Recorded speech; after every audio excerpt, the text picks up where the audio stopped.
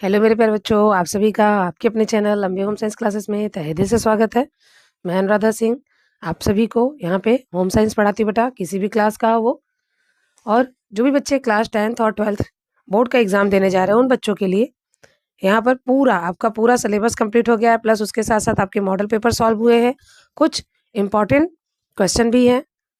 तो आप सारे लोग जा करके प्ले लिस्ट में देख लीजिएगा, सारी क्लास आपको एक साथ मिल जाएंगे।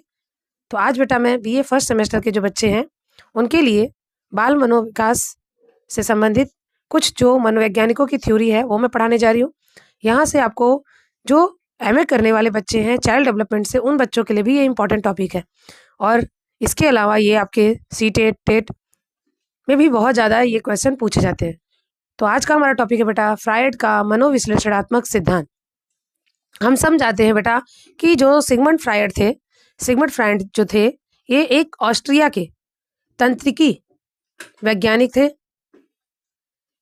इसके अलावा इन्होंने मनोविश्लेषण की भी स्थापना की थी, यानी मनोविश्लेषण के संस्थापक भी थे।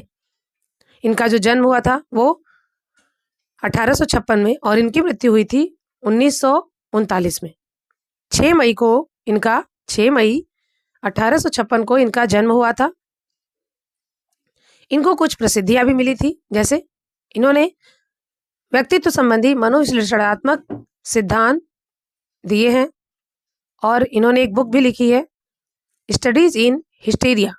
हिस्टीरिया क्या होता है, ये ज़्यादातर महिलाओं में देखने को मिलता है। फिर इंटरप्रिटेशन ऑफ ड्रीम 1990 में इन्होंने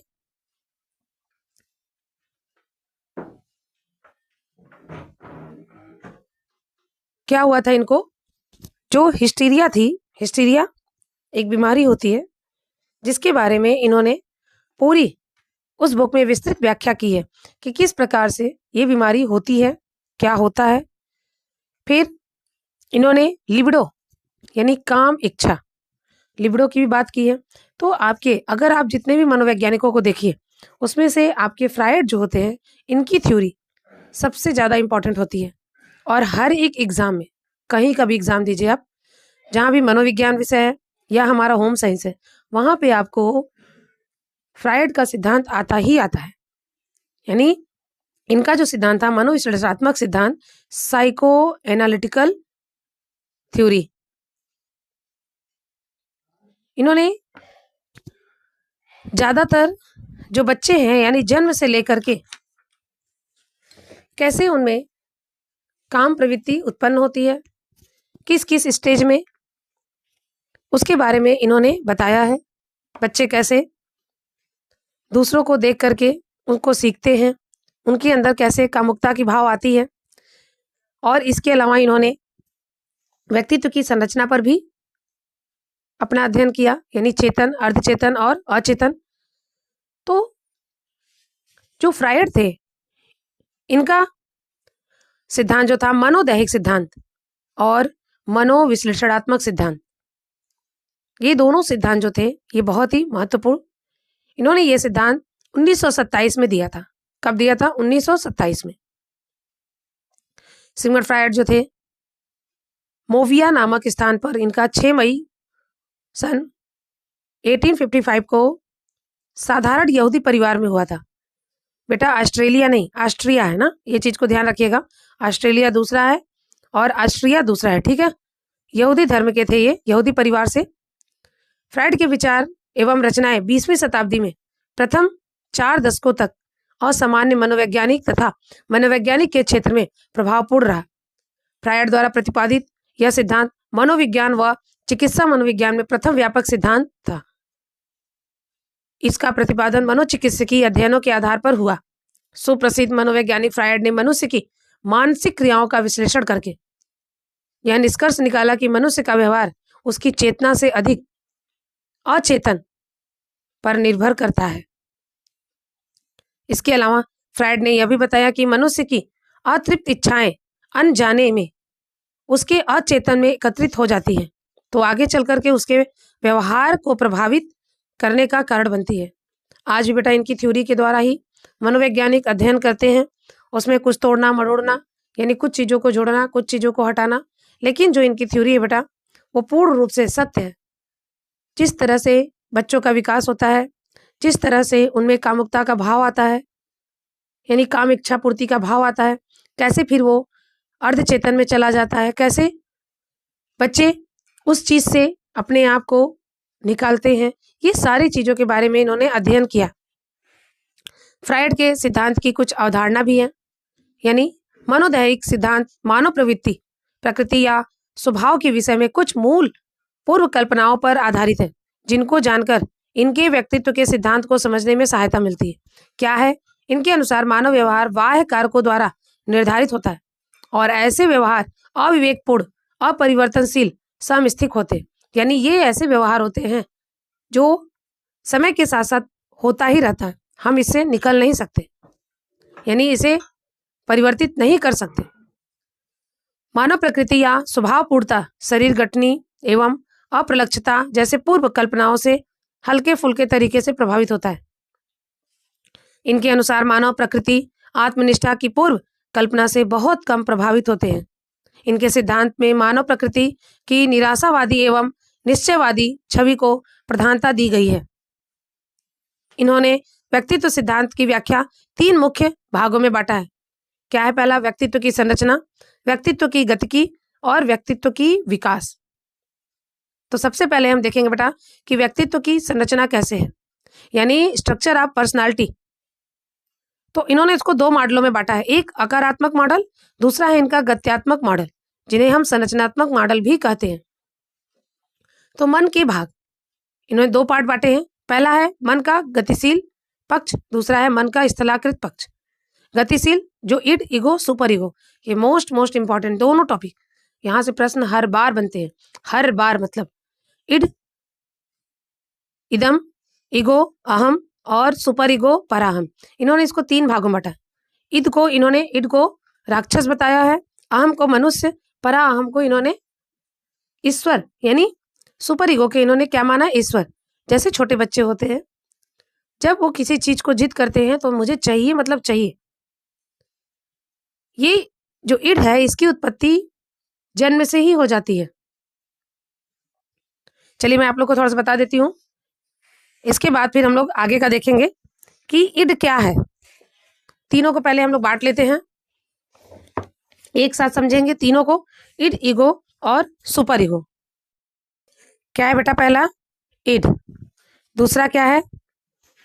ईगो, और थर्ड है आपका सुपर ईगो।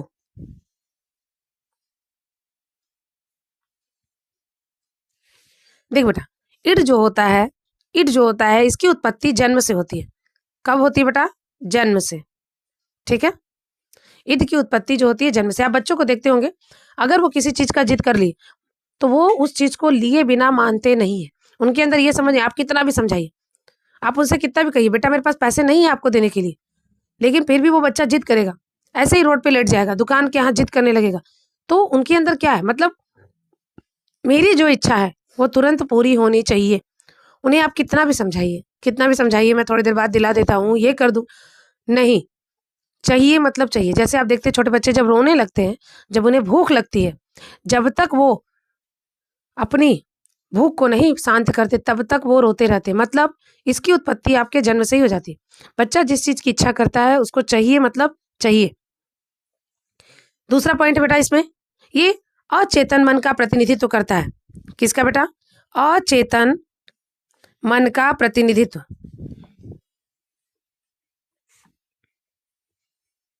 ठीक है,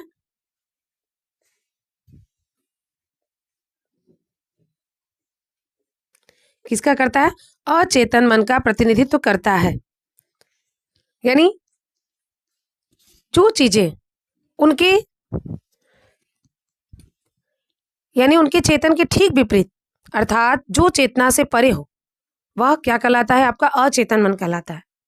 यानी हमारे कुछ अनुभव इस प्रकार के होते हैं जो ना तो हमारे चेतन में होता है और ना ही हमारे अर्ध चेतन में होते। ऐसे अनुभव हमारे क्या कहलाते? अचेतन। तो जो बच्चे होते हैं ना, जो इड होता है वो क्या करता है? अचेतन मन का प्रतिनिधित्व करता है। इसके बाद तीसरा पॉइंट है व्यक्तित्व निर्माण का पहला भाग। क्या होता है? व्यक्तित्व निर्माण का सारे लोग नोट डाउन कर लीजिए बेटा। निर्माण का पहला भाग, यानी कि जब बच्चा जन्म लेता है तो सबसे पहले उसके अंदर यही गुण आता है। तो इससे हम देखते हैं कुछ बच्चे ऐसे होते हैं छोटी छोटी चीज़ों के लिए बहुत जिद करते हैं, लेकिन कुछ बच्चे ऐसे होते हैं बचपन से ही वो थोड़ी देर अपने आप को शांत रख लेते हैं, कितनी भूख लगी होती थोड़ा रोते हैं फिर वो शांत हो जाते हैं। लेकिन कुछ ऐसे होते हैं जो अगर एक बार रोना स्टार्ट कर दिए तो वो रोते रहेंगे और रोते रोते ऐसे होते हैं कि उनका सांस ऊपर चढ़ने लगता है ना। तो ये देख करके हम ये अनुमान लगा लेते हैं कि ये बच्चा किस प्रवृत्ति का है। तो ये क्या करता है, व्यक्तित्व निर्माण का पहला भाग होता है, ये सुखकारी सिद्धांत होता है। आप देखोगे क्या है ये सुखकारी सिद्धांत। उन्हें ऐसा लगता है चलो मैंने अपनी जो मेरी इच्छा थी वो मैंने जो इच्छा रखी वो मेरी इच्छा पूरी हो गई। जैसे ही बच्चा अपने माँ के स्तन से दूध ग्रहण करता है वो बहुत खुश होता है। यानी ये जो है ईड, ये क्या है, सुखकारी सिद्धांत है। इसे हम राक्षसी प्रवृत्ति की भी संज्ञा देते हैं। यहाँ से प्रश्न बहुत बनता है बेटा, ये इंपॉर्टेंट है, ठीक है। राक्षसी प्रवृत्ति क्या है, राक्षसी प्रवृत्ति की संज्ञा दी गई है। यानी कि बच्चा अगर किसी चीज का जिद कर लेता है तो वो किसी की नहीं सुनता, उसे जो चीज चाहिए वो उसको चाहिए, चाहे आप उसके लिए कितना भी उसे आप समझाइए कुछ भी करिए, लेकिन नहीं। इसी वजह से ईड को कौन सी प्रवृत्ति कही गई है, राक्षसी। ये परावादी सिद्धांत पर आधारित होता है। किस पर होता है, परावादी सिद्धांत पर आधारित होता है। इसके अलावा यह तात्कालिक संतुष्टि, तात्कालिक यानी जो उसने सोच लिया वो उसे तुरंत चाहिए, तो क्या करता है, ये तात्कालिक संतुष्टि पर आधारित होता है। इसके अलावा ये व्यक्तित्व तत्काल अपनी इच्छा वासना की पूर्ति करना चाहता है। इसी वजह से ईड को राक्षसी प्रवृत्ति कही गई है। तो सबको ईड क्लियर हो गया, ईड क्लियर हो गया। देख लीजिए एक बार, ये जन्म से ही इसकी उत्पत्ति हो जाती है और ये अचेतन मन का प्रतिनिधित्व करता है। यहाँ भी प्रश्न बहुत आपके टेट और सीटेट में तो बहुत बनते हैं।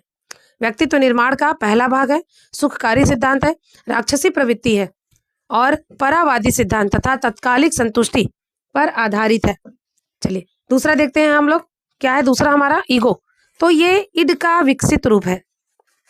किसका, ईड का विकसित रूप है, ठीक है, ईड का विकसित रूप है और ये अचेतन पर है। तो ये किस वाले पर होता है, ये चेतन मन पर होता है। किसका, चेतन मन का प्रतिनिधित्व करता है। मतलब इसको समझ है कि क्या सही है क्या गलत है, ठीक है। थोड़ी देर के लिए हम, अगर आपको बोला जा रहा है बेटा, जैसे थोड़े बच्चे बड़े हो जाते हैं, उन्हें ये बोला था बेटा अभी मेरे पास पैसे नहीं है, देख लो, मैं नेक्स्ट टाइम आऊँगा तो आपको दिला दूँ, तो वो समझ जाता है कि ठीक है पापा के पास अभी नहीं है, मैं जिद नहीं करूँगी, मैं बाद में जा करके ले लूँगी, है ना। तो ये क्या करता है, चेतन मन का प्रतिनिधित्व करता है। इसके बाद ये वास्तविकता के सिद्धांत पर आधारित होता है। किस पर होता है, वास्तविकता, ये वास्तविकता के सिद्धांत पर आधारित होता है, ठीक है बेटा। ये सारे बेटा, ये सारे आपके प्रश्न बनते हैं। फिर अगला है, ईगो को शक्ति ईड से मिलती है। किसको बेटा, ईगो को, यानी जो आपका ईगो है इसको किससे शक्ति मिलती है, तो ईड से मिलती है। हम कह रहे हैं बेटा, जैसे छोटे बच्चों को हम देखते हैं तो हम ये आगे अनुमान लगा लेते हैं कि ये आगे चल के भी बच्चा बहुत जिद्दी होगा, या फिर बोलते हैं ना ये बच्चा आगे चल के बहुत समझदार होगा। ये इतना छोटा होने के बाद भी इसके अंदर इतनी समझदारी है। आप देखते होंगे दो छोटे भाई होंगे अगर परिवार में, तो एक क्या करता है, एक अपनी चीज़ों को देने का बिल्कुल इच्छा नहीं करता, लेकिन एक होता है कि दे देता है, उसको कोई दिक्कत नहीं होता। तो इससे क्या होता है, यानी ईगो का जो निर्माण होता है वो ईड से ही होता है। ईगो को शक्ति मिलती है ईड से। ये स्वचेतन का भी प्रतिनिधित्व करता है।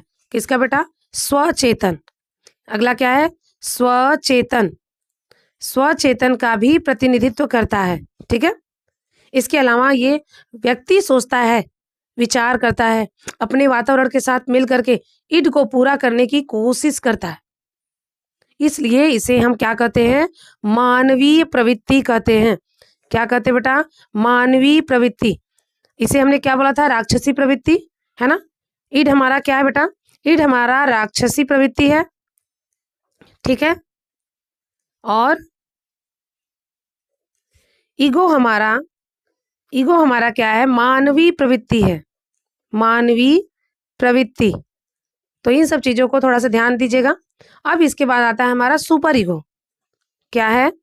Super ego. तो सुपर ईगो जो होता है, इसे हम देवत्व यानी देवत्व की उपाधि दी है, देवता तुल्य बनाते हैं। तो सुपर ईगो क्या होता है? सुपर ईगो जो होता है, ये ईगो का विकसित रूप है। किसका? ईगो का विकसित रूप है।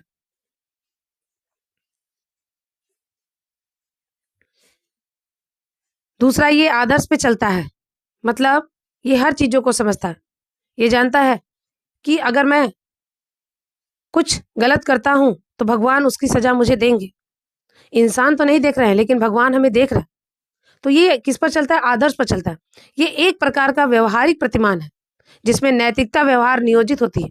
यानी इसमें क्या होता है? नैतिकता का व्यवहार होता है। किसका व्यवहार होता है? नैतिकता का व्यवहार। इसके अलावा ये देवत्व की संज्ञा प्राप्त किया है।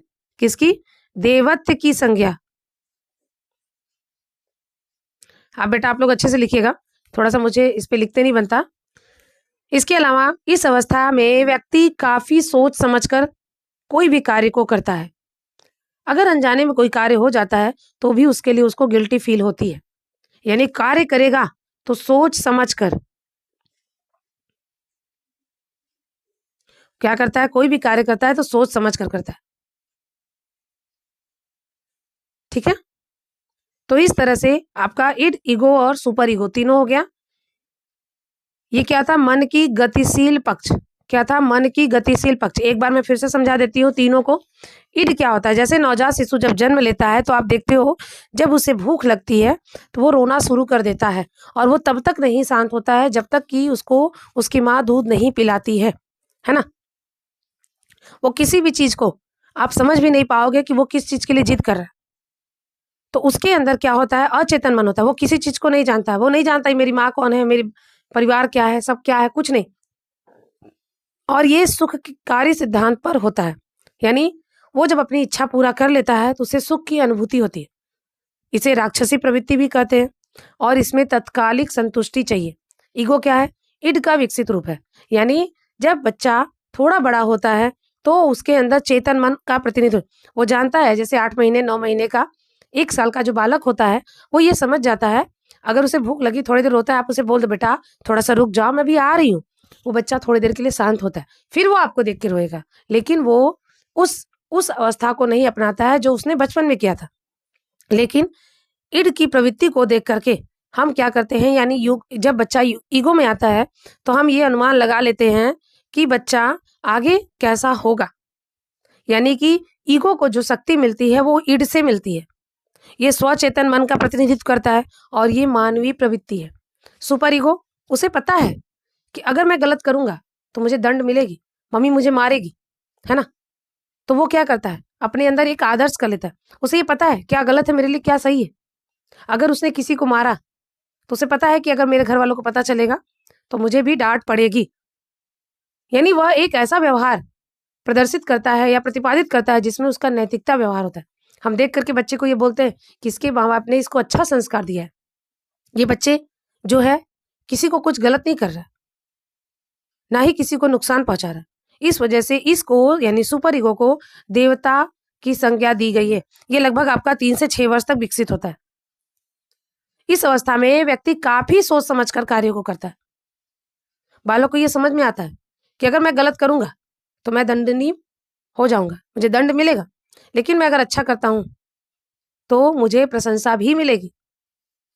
तो इस तरह से बेटा आपका क्या था? ईड, ईगो और सुपर ईगो।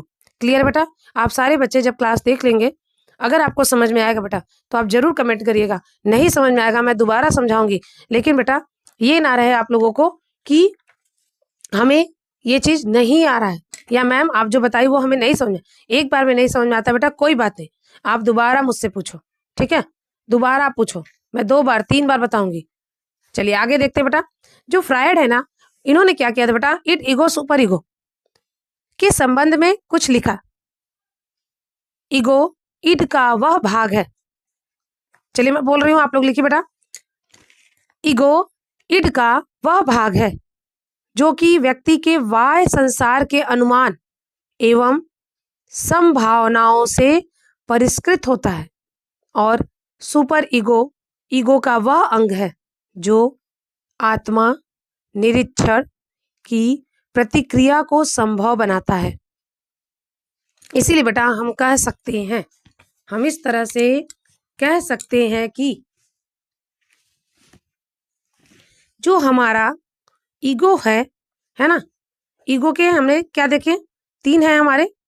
पहला क्या है यहाँ पे, इड, क्या है बेटा, इड, ये क्या चाहता है, आई वॉन्ट दिस, मुझे चाहिए, मतलब चाहिए, है ना। सुपर ईगो क्या बोलता है, सुपर ईगो क्या बोलता है, this is not the way to get it. वो ये चीज समझ लेता है कि ठीक है, अगर ये चीज मेरे लिए नहीं है तो मैं इसे नहीं लूंगा, लेकिन इट क्या कहता है, मुझे चाहिए, मतलब चाहिए, चाहे वो है मेरे लिए या नहीं। ईगो क्या कहता है, लेट्स वर्क ऑन इट, ठीक है बेटा। तो इस तरह से आपके इड, ईगो और सुपर ईगो तीनों हैं।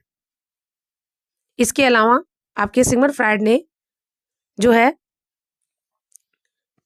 क्या दिया है, मनोलैंगिक सिद्धांत भी दिया है इन्होंने। तो अब यहाँ देख लेते हैं बेटा हम लोग क्या है, मन की गतिशील अवस्था हमने देख लिया, उसके 3 भाग हैं, इड, ईगो, सुपर ईगो। अब इसके बाद बेटा मन की स्थलाकृति पक्ष, क्या है बेटा, मन की स्थलाकृति पक्ष, इसमें भी 3 है। 3 क्या है बेटा, चेतन, अचेतन, अर्धचेतन, ठीक है बेटा, क्या है। तो चलिए एक एक को समझते हैं हम लोग, एक एक को समझेंगे क्या है। इस तरह से त्रिभुज में इसको बनाया था बेटा, ये भी पूछता है, इस तरह से भी देता है ना, एक दे देगा, पूछेगा इसके बाद क्या आता है। सबसे कम जो होता है बेटा चेतन, फिर अर्धचेतन और अचेतन, ठीक है। कैसे, देखिए यहाँ पे एक एग्जाम्पल के थ्रू बताया है बेटा। जैसे एक समुद्र है ना, समुद्र है, समुद्र में तैरता हुआ जो बर्फ का टुकड़ा है, क्या है बेटा, बर्फ का टुकड़ा, जिसका 9/10 भाग पानी के अंदर है, क्या है बेटा, 9/10 भाग पानी के अंदर, 1/10 भाग बाहर, और पानी के बाहर वाले भाग चेतन है, क्या है बेटा, पानी के बाहर का जो भाग है ये चेतन है, और जितना ये पानी के बराबर लेवल में है वो अर्धचेतन है, और जो पानी के नीचे है वो क्या है, अचेतन है। इस तरह से इन्होंने इसको समझाया है। तो अंदर वाला जो भाग होता है बेटा वो अचेतन, वह पानी के ऊपर सतह पर जो होता है वो अर्धचेतन। मान लो बेटा ये पूरा पानी है, ठीक है, यहाँ से पूरा पानी भरा हुआ है, तो पानी की सतह पे आपका अर्धचेतन, पानी के नीचे जो है अचेतन, और पानी के ऊपर जो दिखाई देता है वो क्या है, चेतन है, ठीक है बेटा। तो इसे मन का स्थलाकृति पक्ष भी कहते हैं। अब हम समझेंगे बेटा एक एक चीजों को, समझ में बेटा। अब ये जान लो, एक क्या है, 9/10 भाग, यानी 9/10 भाग जो है पानी के अंदर है, सिर्फ आपका 1 भाग जो है वो ऊपर है, क्या है, 1 भाग, यानी 10 का टुकड़ा करोगे तो उसका 1 भाग ऊपर है, और उसका 9 भाग जो है वो नीचे है, और बीच में क्या है, अर्धचेतन। तो चेतन क्या है बेटा, कॉन्शियस माइंड क्या कहते हैं, चेतन जो होता है बेटा, चेतन से तात्पर्य मन के उस भाग से होता है जिसमें सभी अनुभूतियां या अनुभव या इच्छा, प्रेरणा, संवेदना होती है, जिनका यानी संबंध वर्तमान से होता है। चेतन का अर्थ बेटा ज्ञान से होता है, जो आप सबके पास ज्ञान है, जो चीजें आपके माइंड में है, जिन क्रियाओं के प्रति आप जागरूक हो, ये सब आपके चेतन मन कहलाते हैं, यानी कॉन्शियस माइंड कहलाता है। चेतन स्तर पर सामाजिक रूप से स्वीकृत अनुभूतियां प्रबल होती है। चेतन मन का संबंध वर्तमान से होता है, जिसमें हम जी रहे हैं, जिसमें हम निरंतरता गुण के कारण आगे बढ़ते जा रहे हैं, और इसमें परिवर्तन होते रहते हैं तथा यह गायब नहीं होता। जैसे आप बच्चे अपने बचपन को अगर याद करते हो तो आपको कुछ चीज़ें याद होती हैं, यानी क्षणिक चीज़ें याद होती हैं, कुछ चीज़ें धुंधली होती हैं, लेकिन ज़्यादा से ज़्यादा चीज़ें जो होती हैं आप भूल जाते हो। क्यों? क्योंकि हमारा माइंड जो है बेटा वो बहुत बड़ा नहीं है। हम आइंस्टीन नहीं है कि अपने माइंड को बहुत बड़ा कर लें। हम जिस समय में जीते यानी प्रेजेंट टाइम में जो हम जीते हैं बेटा, उस चीज़ों को हम भली-भाँति याद रखते हैं। लेकिन जो हमारे बीत गए बहुत पहले की बातें, वो सब हमारे धीरे-धीरे माइंड से क्या हो जाती हैं? अनकॉन्शियस माइंड में चली जाती हैं। यानी अचेतन मन में हो जाता है। जिसे हम याद भी करते हैं ना, जोर भी देते हैं ना, तो भी हमें याद नहीं आता। जैसे एग्ज़ाम्पल के तौर पे मैं समझा रही बेटा, आप बच्चे हो, आप बच्चे कभी-कभी क्या होता है, मान लो 2-3 दोस्तों में झगड़े हुए, ठीक है? आपको कुछ चीज़ें याद है। आपका दोस्त बुलाया आपको कि चलो देखो तुम थे ना वहाँ पे और मेरे साथ ये ऐसे बोला था। तो आप क्या बोलते हो? हाँ यार मुझे याद तो आ रहा है, थोड़ा-थोड़ा याद आ रहा है, लेकिन मैं पूरी तरह से याद नहीं कर पा रहा हूँ कि रियल में बात थी क्या? तो क्या है, जो चीज़ें आप याद कर रहे हो लेकिन याद नहीं हो रहा है, वो आपका क्या हो गया? अनकॉन्शियस माइंड में हो गया, यानी अचेतन मन में चला गया, जो समुद्र के नीचे चला गया, है ना? समुद्र का क्या है 9/10वां भाग हो गया, वो हमें याद नहीं आ रहा है। लेकिन जो चीज़ें हमें याद है, आप बोलते हो ना हाँ, बिल्कुल मुझे ये बात याद है आपने ऐसे-ऐसे सेंटेंस बोले थे। जैसे मैं आप लोगों को कभी पढ़ाती हूँ, कुछ क्वेश्चन के ऑप्शन मैं बता देती हूँ, फिर दूसरी जगह उसके ऑप्शन कुछ चेंज हो जाते हैं, तो आप बोलते हो ना मैम आप तो पिछले वाले क्लास में ये बताए थे। यानी यहाँ पर आप कॉन्शियस माइंड में हो, आप चेतन मन में हो, आपको चीज़ें याद है, आप वर्तमान में जी रहे हो, तो इसमें की चीज़ें जल्दी भूलती नहीं है। ठीक है बेटा, क्लियर है? चलिए आगे देखिए। अब है अर्धचेतन। इसका बेटा जितना भी बहुविकल्पी प्रश्न है वो मैं लाइव कराऊंगी, क्योंकि ये थ्योरी बेटा मैंने आप लोगों को पूरा वीडियो के थ्रू दिया है। तो वीडियो में क्या होता है बेटा कि बच्चों के कुछ जो डाउट होते हैं ना वो तत्काल पूरे नहीं हो पाते, है ना? जैसे ईड कहता है ना मुझे तत्काल चाहिए संतुष्टि, तो वो आप लोग को नहीं मिल पाती। इसलिए बेटा इसका ऑब्जेक्टिव जितना है वो सारा मैं लाइव क्लास में कराऊंगी, ताकि जहां भी आप लोगों को कुछ डाउट है किसी भी क्वेश्चन में मैं उसको फिर से समझा दूं। अब बेटा अर्धचेतन यानी सेमी कॉन्शियस, तो हम सब जानते हैं कि जो समुद्र के तल के ऊपर वाला भाग होता है वो हमारा क्या है? अर्धचेतन। तो यह चेतन एवं अचेतन के मध्य की स्थिति है। इस अवस्था में व्यक्ति न तो पूरी तरह से जागृत रहता है और ना ही पूरी तरह से चेतन में होता है, यानी वो चीजें ना पूरी तरह से याद कर पाता है और ना ही पूरी तरह से वो भूल पाता है। जैसे कुछ ऐसे पल होते हैं बेटा जिन्हें हम याद नहीं करना चाहते, है ना? जैसे कोई बुरी दुर्घटना हुई है, या कुछ ऐसा आपके साथ बुरा स्थिति हुआ है, या कुछ ऐसे बुरे पल हैं जिसे आप सोचते हो कि ये मेरे माइंड से निकल जाए, मैं इसे ना सोचूं, लेकिन फिर भी क्या होता है आपके माइंड में वो आ जाता है, आप सोचने लगते हो, फिर कुछ पल के लिए आप भूल जाते हो। तो ये क्या है? अर्धचेतन। इस अवस्था में व्यक्ति अर्धचेतन में होता है। इसमें वे इच्छाएं, विचार, भाव आदि होते हैं जो हमारे वर्तमान चेतन या अनुभव में नहीं होते, लेकिन प्रयास करने पर ये हमारे चेतन मन में आ जाते हैं। यह भी कहा जा सकता है कि यह पानी की ऊपरी सतह को स्पर्श करता हुआ भाग है। यदि वह कुछ भूल भी जाता है तो थोड़ा याद करने पर याद आ जाता है ना? कुछ चीजें होती है ना, याद करने के बाद वो चीजें हमें याद आ जाती हैं। जैसे किसी परिचित आपका दोस्त, बचपन का दोस्त है, बहुत दिनों बाद आपको मिलेगा, आप सोचते सोचते सोचते ये ओके तुम्हारा तो ये नाम है, तो ये क्या हुआ? आपके अर्धचेतन में था और आपको वो याद आ गया। तो अर्धचेतन, चेतन एवं अचेतन के बीच का पुल है। क्या है बेटा? वो बीच का पुल है। ना ही चीजें हम भूल पाते हैं, ना ही चीजें हमें याद होती है। जरूरत पड़ने पर, समय आने पर हम चीजों को याद कर लेते हैं और समय आने पर हम चीजों को भूल जाते हैं। यही हमारा क्या कहलाता है? अर्धचेतन। बेटा ये सारी चीजों को बहुत अच्छे से पढ़ो। जो बच्चे भी बीएड कर रहे होंगे या जो बच्चे तैयारी कर रही हैं टेट या सीटेट के एग्जाम के लिए, बेटा यहाँ से प्रश्न तो 2-4 आते ही आते हैं और हमारे होम साइंस में भी ये क्वेश्चन आते हैं। तो इन सब चीज़ों को बहुत अच्छे से याद करने की कोशिश करिए। और आप में से जो बच्चे एमए करोगे चाइल्ड डेवलपमेंट से, उन बच्चों के लिए तो ये मोस्ट इंपॉर्टेंट है। थर्ड बेटा अचेतन यानी अनकॉन्शियस माइंड। अचेतन क्या है बेटा? तो अचेतन शब्द चेतन के ठीक विपरीत है। जो चीजें हमें याद रहती है उसका विपरीत हो गया, जो चीजें हमें याद नहीं रहती वो हमारा अचेतन हो गया। तो हमारे कुछ अनुभव इस प्रकार होते हैं जो न तो हमारे चेतन में होता है और ना ही अर्धचेतन में। तो ऐसे अनुभव हमारे अचेतन मन में चले जाते हैं।